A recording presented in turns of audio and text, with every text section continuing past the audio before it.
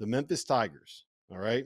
If you are Penny Hardaway, if you are sitting here, you got smacked by Brian Hodgson and Arkansas State at home. You lost by double digits.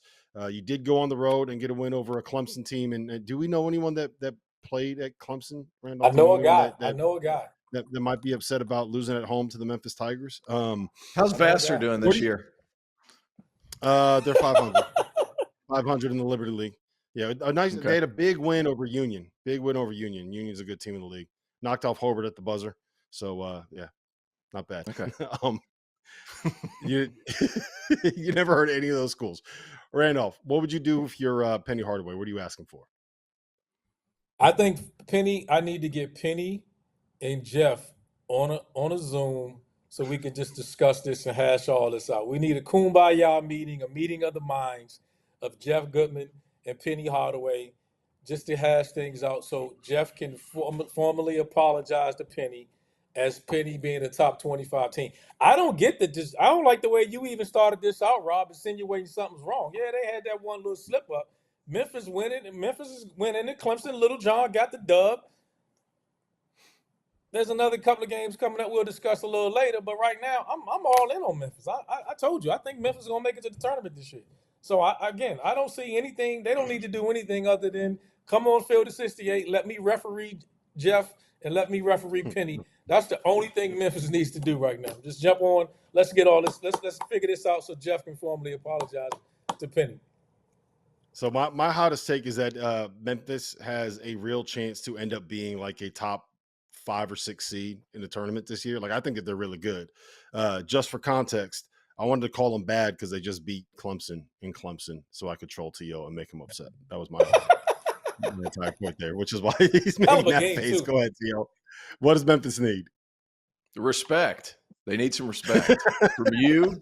They need respect from Goodman. They need respect from the national media.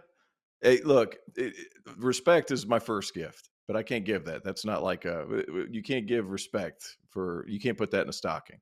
So what I'm going to do is, have you seen all these commercials that seem to pop up on my Instagram feed all the time for like nootropics and like focus enhancing gummy bears and all these stuff? That's why I'm going to put it in their stockings, because like whenever they play good teams, Memphis is awesome. They're not kind of good. They're awesome. Whatever they beat UConn and OT, beat Michigan State, beat Clemson on the road in a tough game. And then they got Virginia coming up. They got Mississippi State. They got Mississippi, all of which they're favored in. I think they win those games. My problem with Memphis is when they get into the American Conference.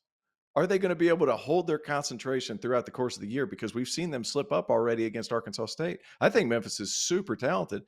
One of the most talented teams in college basketball.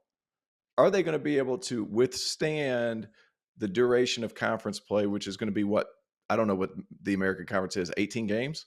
Dude, you better lock in, because you're going to have to generate your own energy on a given night. And if you're not able to do that, you're going to take some losses that aren't going to look good come Selection Sunday. So if you're able to keep your focus, there's you a little bag of nootropics. Put them in there for you.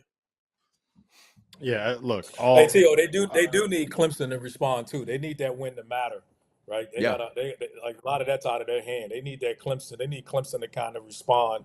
They've dropped a couple in a row here, so they need that win to have some lasting power to help them out with that. Because once they get into conference play, I don't know where they're going to go. It's all good, man. Look, they got a win over a top 5 team in America on the neutral court already. That first round win in Maui, they beat UConn, top 5 team in America.